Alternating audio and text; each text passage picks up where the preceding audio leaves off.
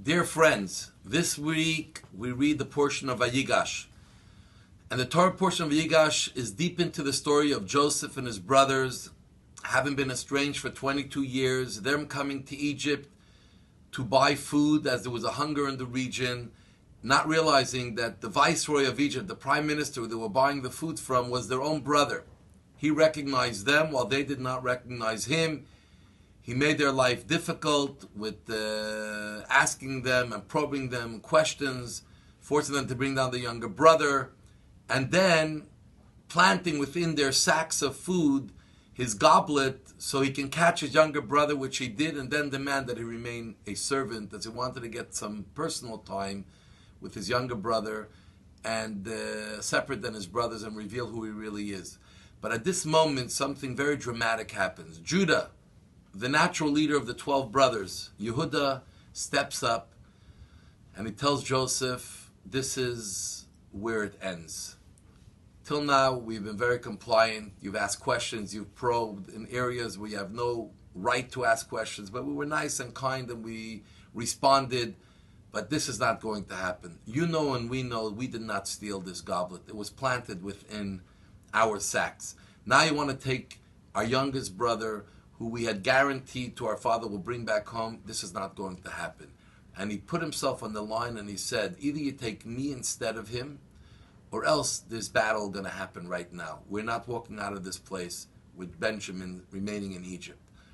And this so affected Joseph. When he saw how his brothers put themselves on the line for the younger brother, and unlike what happened many years ago, 22 years ago, when they sold him down to slavery, but here they were protecting the younger brother. He saw the change of heart. He saw the way they deal with a brother of theirs and how they're ready to put themselves on the line and ready to fight to death. Then he realized that my brothers are really behaving the way Jews are supposed to behave. At that moment, he can't hold himself in any longer, and he reveals himself to his brothers, who is true identity. And this is how the Jews came down to Egypt as guests of Joseph. But here we see something very powerful. How we have to look out for each other. Judah had every excuse to say, Dad, we tried our best, but we had no choice. Joseph or the viceroy took our younger brother against our choice. But no, that's not the way they behaved. They right away reacted, said, we are going to all put ourselves on the line because until Benjamin comes home. And this is the way Jews have been throughout history. When one of us is in danger, we're ready to put ourselves on the line, every single Jew, and ready to vouch and be out there to save every one of us. And this is what's happened physically throughout the years. But today in our times, we have to behave this way, not only when we're in physical danger, but when we're in spiritual danger. So many of our brothers and sisters are out there in the world, being very successful in many areas, but are totally lost to Jewish life. They have no idea what it is to be a Jew. They don't appreciate the values and the beauties of Jewish celebrations and mitzvahs and Torah and the knowledge that we have, because they were never given the opportunity to experience, to learn, to know, and to really soak it in. And we have to be out there. We interact with these people every day.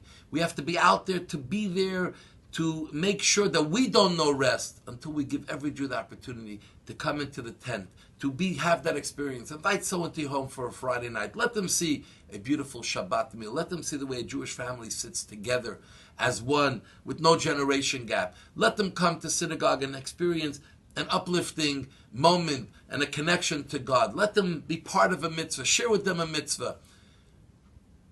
We have to be there for our brothers and sisters. It's up to us. And every one of us, even if we know an aleph, teach an aleph to another Jew. You don't have to be a rabbi or a rebbitzin to be able to impart knowledge.